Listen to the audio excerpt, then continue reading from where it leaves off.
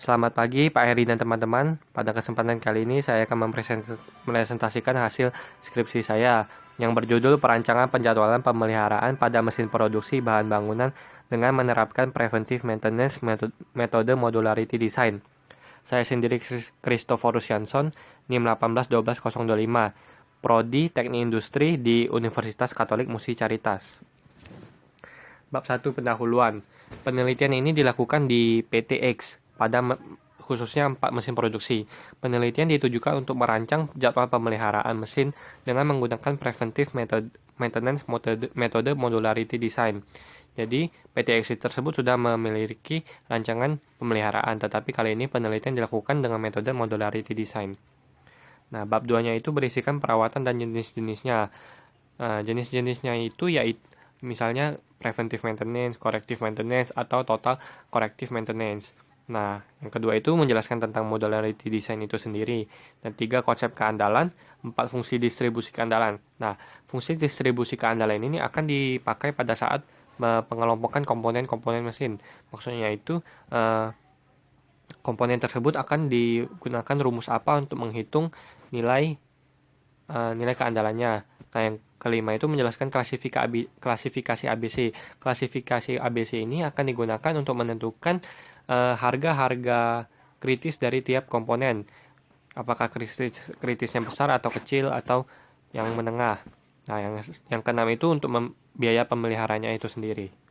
Bab 3 metodologi penelitian. Yang pertama itu ada pendahuluan, pengumpulan data, rumusan masalah, tujuan penelitian, pengolahan data dan analisis, implementasi dari pengolahan data tersebut, dan kesimpulan dan saran. Nah, untuk bab 4 pengumpulan data dan pengolahan data. Di sini data yang dikumpulkan akan diolah. Tahap pengolahan dilakukan dengan pendekatan preventive maintenance metode modularity design. Isinya sebagian besar isinya itu adalah profil perusahaan, perusahaan tersebut menghasilkan apa, memproduksi apa, pada tahun berapa didirikan. Nah, yang kedua itu pengumpulan data untuk kerusakan mesin tersebut, dan yang ketiga itu pengolahan data itu sendiri. Nah, ini untuk data-data yang telah dikumpulkan. Ini untuk data komponen kritis. Nah, ini yang dimaksudkan tadi untuk klasifikasi ABC. Sehingga terdapat 10 komponen dengan kuantiti dan harga yang berbeda. Sehingga kalau dipresentasikan hasilnya seperti di tabel, dan untuk pengelompokannya itu kategori kritis 6 buah, kategori mayor 2 buah, kategori minor sebanyak 2 buah. Nah, pada penelitian kali ini berfokus pada komponen kritis dan mayor. Nah, ini untuk klasifikasinya. Nah, yang di tabel ini sudah dilihat terdapat 3. Maaf yang tadi itu salah, ini yang benar. Tabelnya itu 3 komponen kritis dan 1 mayor dan sisanya itu minor. Nah, tadi yang dijelaskan klasifikasi ABC saya jelaskan sedikit. Ini untuk ke komponen kritisnya itu nilainya itu di bawah 80%. Nah, ini untuk akumulasinya ya. Nah, kalau untuk komponen yang termasuk dengan mayor itu di bawah 90% dan sisanya itu untuk minor. Nah, ini perhitungan awalnya menentukan MTTF dan MTTR dari komponen-komponen tadi. Nah, ini kan terdapat 4 komponen yang tadi dipilih berdasarkan komponen kritis dan mayor. Untuk cut-off weighable saringan log normal, conveyor weighable, pad log normal. Nah, ini MTTR-nya. Nah, ini untuk penggunaan jamnya. Ini didapatkan berdasarkan dari software Weibull 6. Nah, penentuan ini juga digunakan software tersebut. Nah, ini untuk perhitungan penjadwalan preventive maintenance. Penjadwalan menggunakan metode edge replacement dengan tujuan meminimasi kejadian downtime, biaya yang keluar saat mengalami downtime. Biaya itu adalah biaya kehilangan produksi, biaya operator yang menganggur, biaya penggantian komponen, dan biaya kegiatan preventive maintenance. Nah, ini untuk perhitungannya ya. Kalau yang pertama itu untuk TP-nya itu misalkan. Nah, untuk mencari waktu downtime yang paling kanan. Nah, ini dapat dilihat kita mengambilnya yang paling terkecil waktu downtime-nya pada TP 174. Ini untuk komponen cut off contohnya. Nah, ini penentuan edge replacement. Tadi kan cut off kan didapatkan TP-nya 174, sehingga didapatkannya T-nya itu 174, saringan 223, conveyor 229, pad 207. Nah, saringan conveyor pad ini akan dilampirkan di deskripsinya, perhitungan tabel. Nah, ini biaya preventive maintenance dari tiap komponen. Yang paling tinggi itu cut off 500.000, saringan 120.000, conveyor 250.000, dan pad 50.000. Nah, untuk berdasarkan reliability-nya, perhitungannya itu dari mencari biaya kehilangan produksi per jamnya, itu misalnya dalam 1 jam kehilangan 8 unit produksi dengan harga jualnya 5.000 per unit, sehingga hasilnya dalam 1 jam kehilangan 40.000. Nah, untuk biaya operatornya itu biaya tenaga kerjanya 2.800.000 per bulan, sehingga biaya per jamnya 12.500. Jumlah jam kerja itu didapat dari 8 jam kerja, 7 hari, dan 4 minggu. Ini didapatkan dari data setelah wawancara dengan pihak perusahaan. Nah, ini untuk biaya pemeliharaannya ya. CP itu sama dengan A plus B kali C plus D plus E. Nah, saya jelaskan CP itu biaya satu siklus preventif, dan A itu biaya operator menganggur. Nah, yang B itu biaya kehilangan produksi per jam. C sama dengan waktu pergantian komponen, dan D harga komponen tersebut. E biaya preventif. Nah, untuk total biayanya itu dapat dirumuskan dengan total cost sama dengan CP yang didapatkan dari di atas dikali ke RT per T. Nah, misalnya perhitungannya itu contoh komponen conveyor. Harganya itu tadi kan 250.000, sedangkan biaya preventive maintenance-nya itu 120.000. Waktu perbaikan komponen conveyornya itu didapatkan dari MTTR 0,208066 jam. Sehingga nilai CP-nya didapatkan 410.923. Nah, untuk TC per siklusnya didapatkan 1 juta 1.794, maaf. Nah, untuk TC per tahunnya 68.642. Nah, ini untuk rekap nilai biaya preventive maintenance berbasis reliability. Maaf, untuk conveyornya itu tidak kelihatan, tetapi bila dijumlahkan itu dengan berbasis reliability 370.455 per tahun. Nah, tadi kan cuman conveyor yang dijelaskan. Ini untuk cut off saringan padnya menggunakan rumus yang sama. Nah, selanjutnya itu dibandingkan dengan perhitungan preventive maintenance modularity design.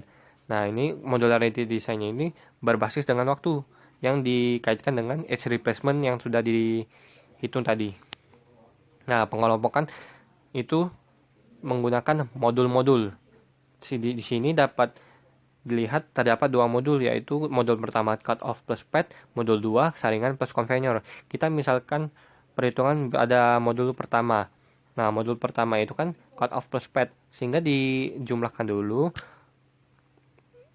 Ya, dijumlahkan dulu sehingga dapatlah 1.8.923, sehingga dapat TC per tahunnya 223.782.522. Nah, ini untuk yang modul 2-nya. TC per tahunnya didapatkan 113.000, sehingga ditotalkan menjadi 356.929. Nah, dibandingkan dengan reliability, modularity desain lebih murah, 356.000, sedangkan reliability tadi adalah 370.000. Bab 5, analisa. Nah, analisa maintenance perusahaannya itu. Perusahaan ini sebenarnya sudah memperlakukan preventif dan korektif maintenance terhadap mesin-mesin produksinya. Yang pertama itu preventif maintenance-nya. Kita lihat perusahaan sudah cukup baik, namun maintenance yang dilakukan itu hanya untuk mesinnya, tidak terhadap komponen-komponennya. Kita harus memperhatikan komponen-komponennya, karena kerusakan komponen dapat mempengaruhi kualitas dari mesin tersebut. Nah, untuk yang kedua, corrective maintenance. Corrective maintenance dilakukan untuk mengembalikan kondisi dari sistem tersebut agar kembali menjadi optimal. Tentunya perusahaan menerapkan metode ini juga, tetapi penerapan korektif ini dapat memberikan dampak untuk kinerja komponen tersebut yang dapat mengaruhi biaya perbaikan. Karena korektif ini dilakukan karena adanya kerusakan terhadap komponen. Lebih baik kita mengurangi kerusakan komponen tersebut sehingga mengurangi biaya perbaikannya. Nah, ini analisa perhitungan preventive maintenance berdasarkan reliability. Apa itu reliability? Reliability adalah nilai yang muncul akibat dari perlakuan pemeliharaan terhadap mesin. Semakin dipelihara dengan baik, nilai reliability-nya semakin baik. Begitu juga sebaliknya. Nilai keandalan dapat dipertahankan atau ditingkatkan dengan cara pergantian komponen terlebih dahulu. Maksudnya itu diganti dulu komponennya sebelum terjadi kerusakan yang signifikan terhadap mesin tersebut sehingga menyebabkan downtime. Nah, penelitian dilakukan dengan mengumpulkan data historis perusahaan selama 1 tahun yang kemudian diolah menggunakan metode reliability. Berdasarkan hasil perhitungannya, didapatkan dalam 1 tahun mengeluarkan biaya 370.455. Nah, itu analisa menggunakan modularity design.